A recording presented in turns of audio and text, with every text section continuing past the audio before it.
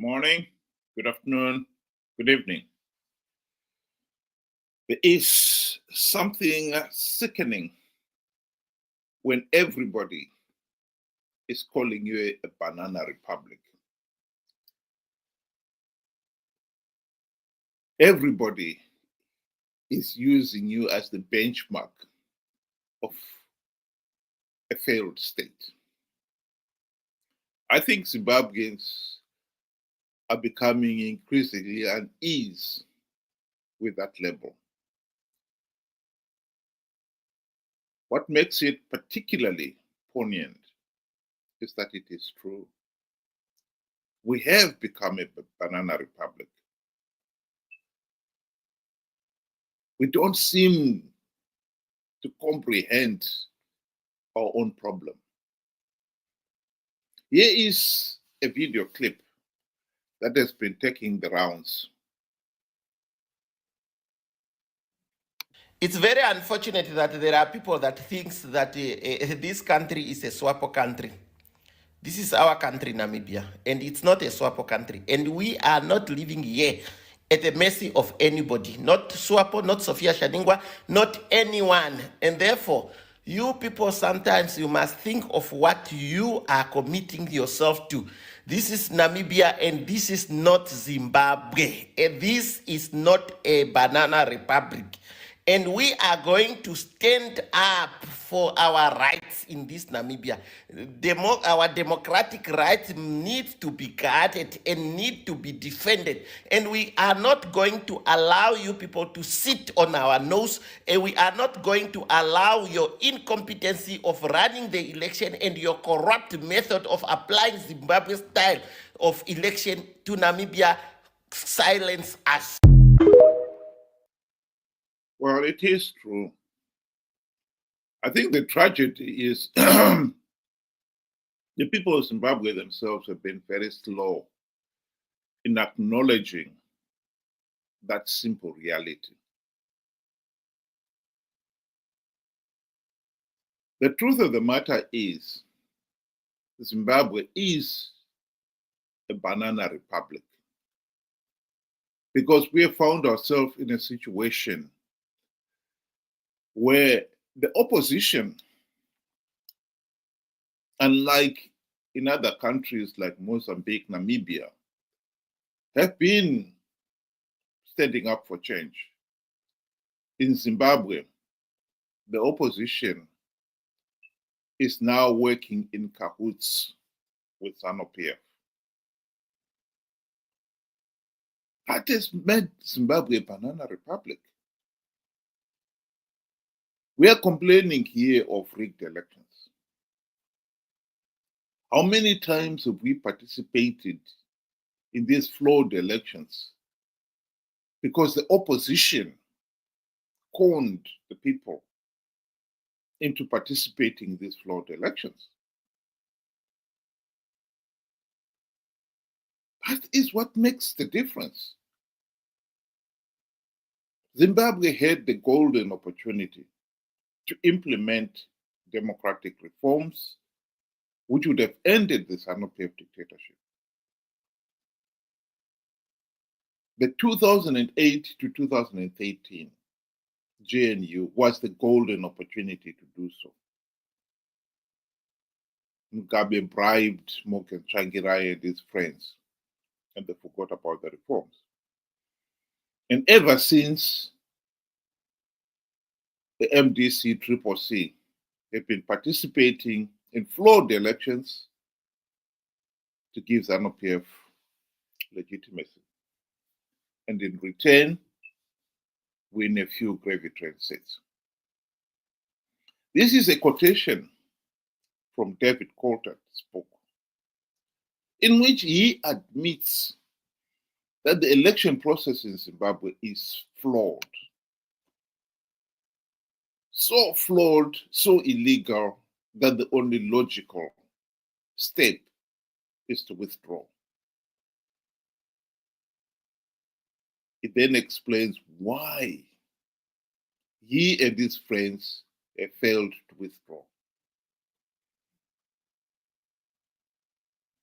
In 2013, They were warned by SADC leaders, do not participate in these flawed elections. But they participated. And Coulthard admits why there. He is saying here that although he realized that withdrawing was the logical thing to do, he could not.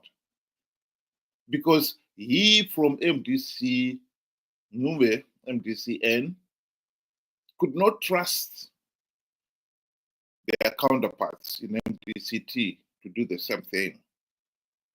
So in the end, they all participated, knowing fully well that by participating, they'll give Zanu PF legitimacy. Indeed, participating was the only rational thing to do. Because by then, people should realize that this was the end of the GNU, the 5 years of the GNU, in which they had failed to implement even one token reform. Because Mugabe bribed them.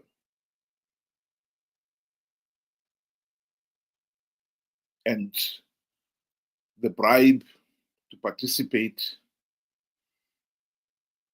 was only logical. And ever since, Zanu PF has known that they've got the opposition in their pockets. These guys will participate in flawed elections, never mind how flawed the process gets. That is the reality. The biggest problem we have had here, of course, is the people themselves have been so naive and gullible.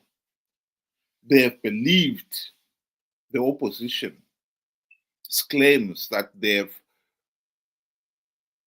devised strategies of winning rigged elections, which is nonsense, of course. All the opposition have been saying there is they wanted to justify why they keep on participating in these flawed elections. And so they tell their supporters, now this time we'll win because we have devised strategies of winning rigged elections. When in reality, they have not. And the people have participated. And once you have participated in a flawed process, because you believe you have got ways of winning rigged elections, you cannot turn around when you realize the elections were rigged and pretend that you didn't know. You went into those elections knowing fully well that the process is flawed, knowing fully well that the process is so flawed, so illegal, the only rational thing to do is to withdraw. But you did not withdraw because you were conned to believe an idiotic lie like I've plugged all the vote rigging loopholes. Well, you've got to pay the price. Zimbabwe is a banana republic. And we, the people, cannot pretend that we have not been playing, we have not played our part in making Zimbabwe a banana republic. And rightly so. We are now the laughing stock of the whole region. Here is Margaret Dongo explaining the very problem I'm talking about here, of how the opposition have sold out and have become part and parcel of the Zanu PF political system. How they have insisted in participating in flawed elections out of greed.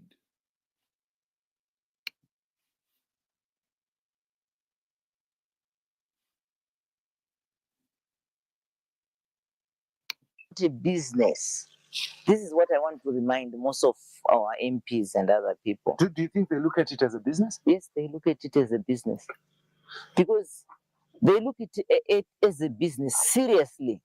Because the moment they go, business and employment creation, because if they go to parliament, you are employed, you get a car, you get a stable salary, and you are paid until your term is over. Already you are employed. If you are out, you're out of employment. If you serve 2 terms, you get a pension? You get a pension. Then already, this is why people kill in politics. They kill to be in parliament. This is why we have violence in this country, because there is no employment. The only employment which is there is in politics. There is no other outside employment. So for them, a very good example is, look at what happened to CCC, the Triple C party. Have a look. When they lost, when they said they were rigged, what I expected from them, I expected all parliamentarians to say, we are not going to go to participate in a rigged system, and we are not going to sit in a rigged parliament, because the elections have been rigged. So all of us were not going to parliament. Imagine what could have happened. We could have gone into new elections. There's no way Zanu PF was going to roll alone. You think so? Yes. Do they care? Caring or not caring, the public would have forced them, because the majority of the people would want representation in parliament. That is a point that some people have refused to accept. Of course, the opposition participated in those elections out of greed. And even after SADC had said those elections were flawed, the opposition still went on to take up their seats out of greed. The people who went in the street to complain about rigged elections, those were people who didn't understand how the process works. Why did you participate in a flawed election? Because you believed Chamisa's blatant lie that he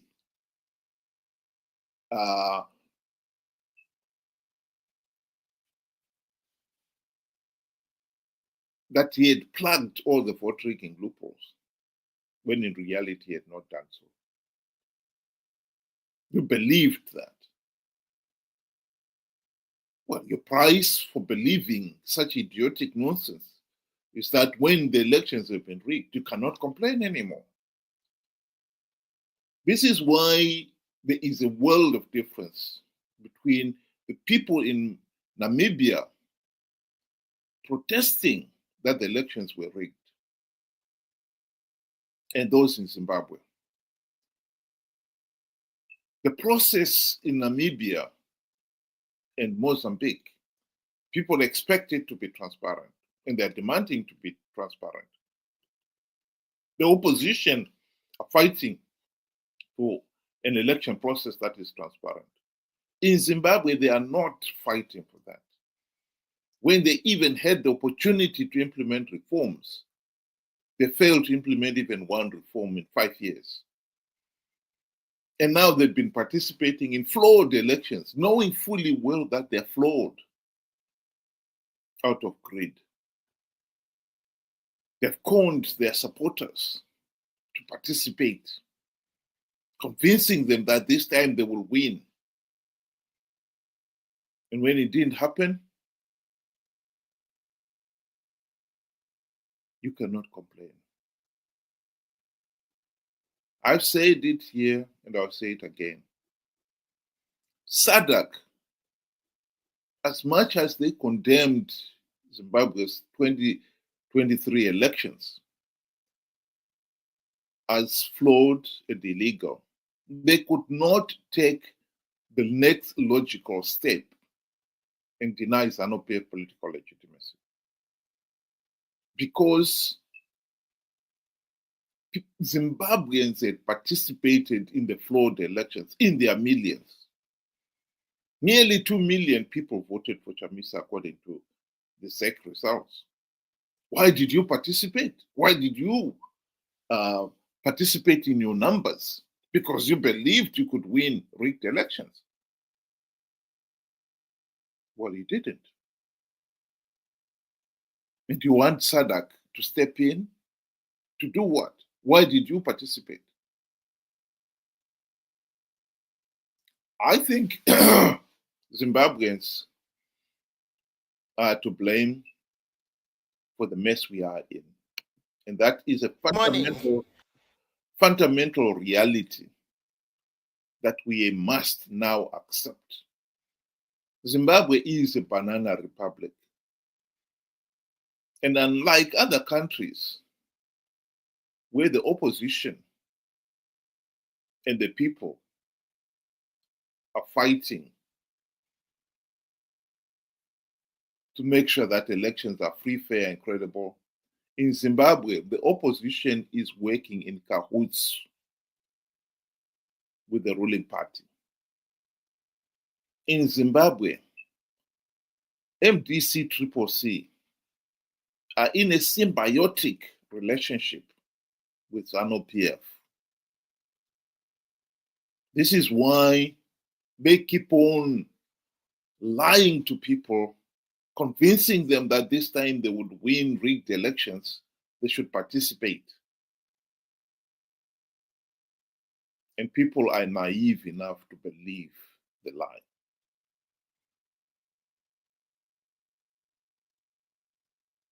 It takes two to tango. In this case, it takes the three stakeholders to make a Zimbabwe a banana republic. Zanu PF,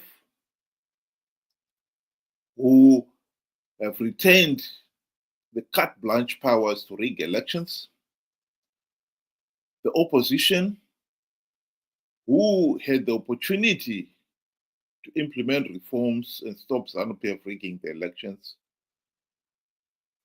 and instead gave up that right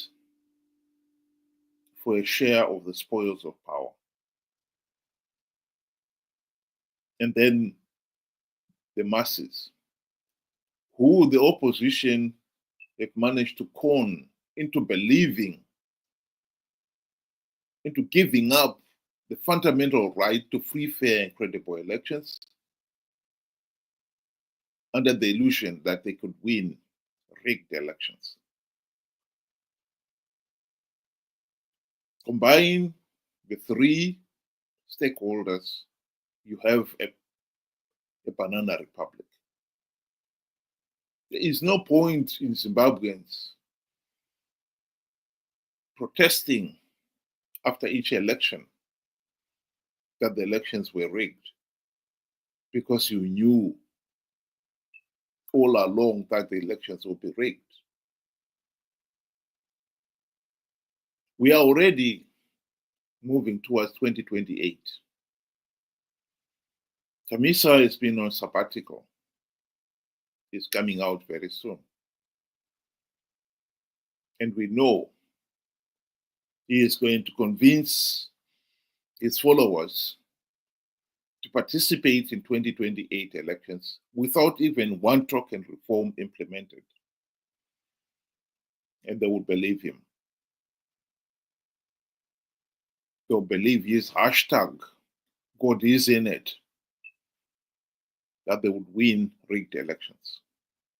And they will participate in those elections in their millions. You participate in your millions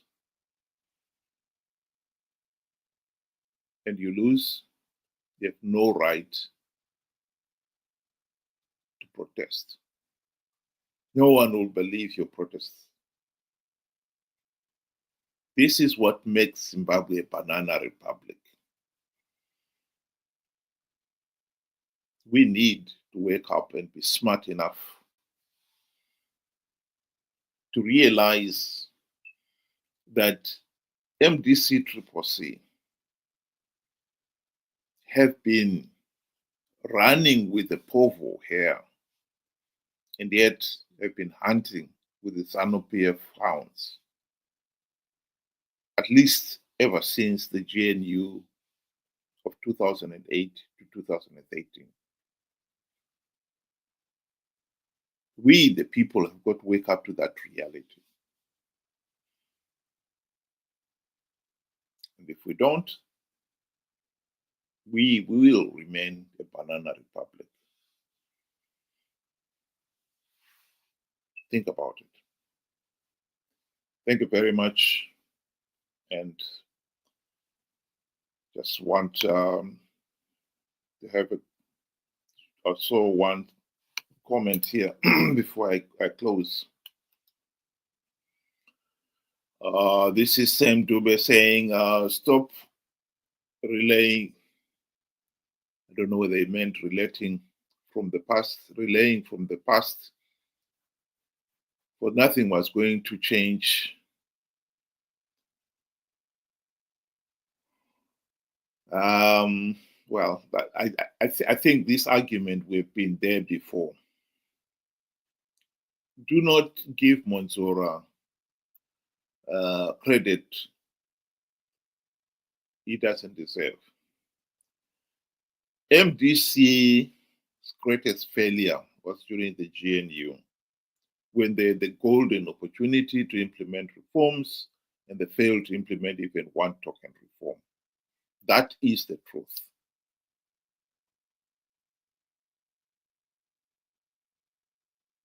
Monzora was in that MDC, so was Chamisa, Naivety, Welshman Nuwe. All of these guys were in it, and they failed to implement even one reform.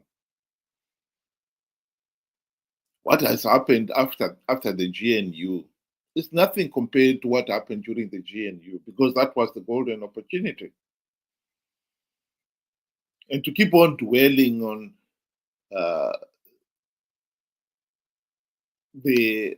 what Monzora did or did not do is, I think, to miss the point completely.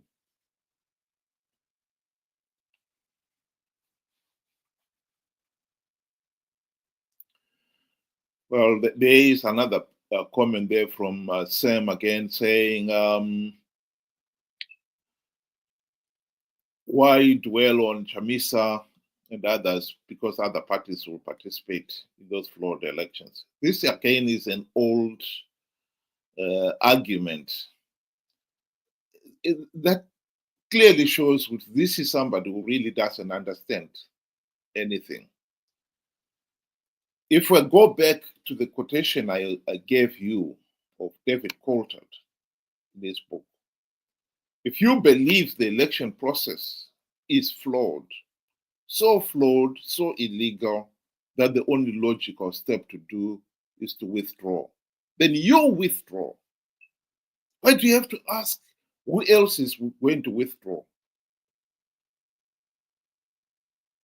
In his case, as he correctly admits in his book, he could not withdraw, neither could his friends in MDCN, because they could not trust MDC, Morgan Changira and the MDC guys to withdraw. But that is to miss the point completely. You do what is right and not have to look at what else is somebody else doing. They participated out of greed, just as much as MDCT participated out of greed. That is what matters here. And as for the argument that even if they'd withdrawn,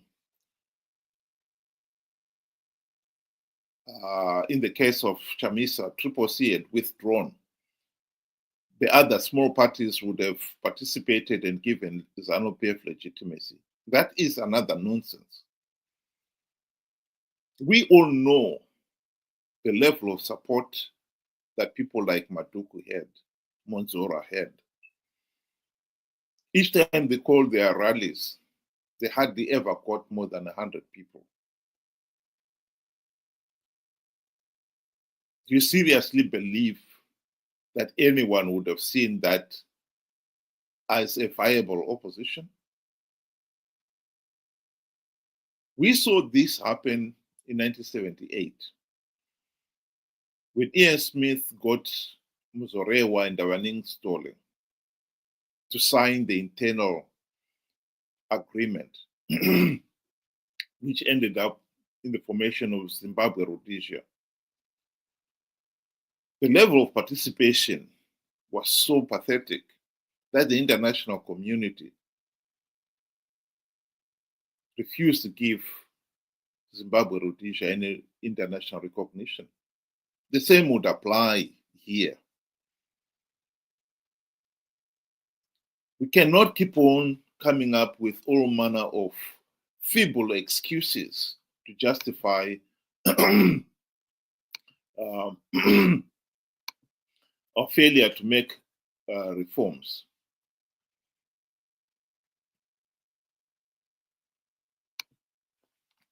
I'll just show you one last comment there from Sam. Again, I think I'm being challenged there to name one opposition party. That is not what is at issue here. If you have got an electorate that is so naive and so gullible that they would believe something as nonsensical as I've plugged off vote rigging loopholes, you can have another 1,000 opposition parties. They will not make any difference. The same ignorant and naive electorate will still do the wrong thing. If Chamisa could convince them to participate in a flawed election in which they'll give legitimacy to Zanu PF only to perpetuate their own sufferings, anyone else can do the same thing. It is not the number of opposition parties that we need. It is the quality of the electorate that we need.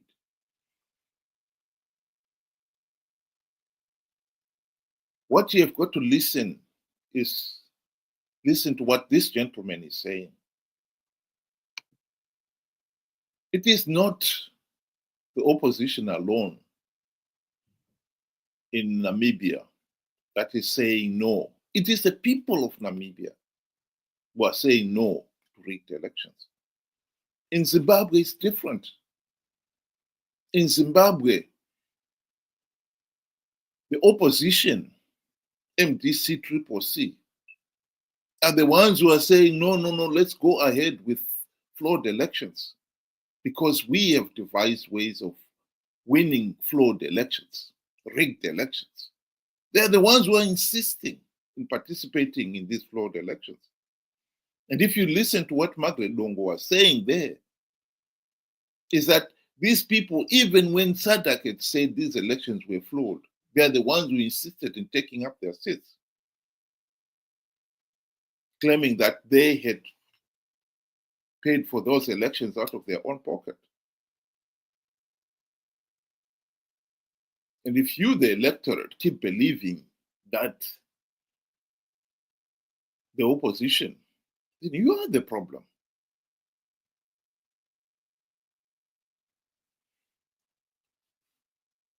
Zimbabwe is a banana republic, not only because there is Zanu,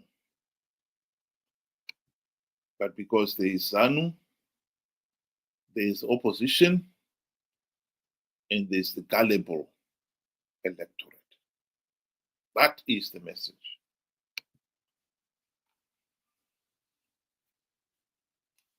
If you are so gullible that you do not see that Chamisa lied to you, then you deserve to live in a banana republic. And some people don't even want to deny, to admit that Chamisa lied, even now with the benefit of hindsight. You clearly deserve to live in a banana republic. And you are living in a banana republic.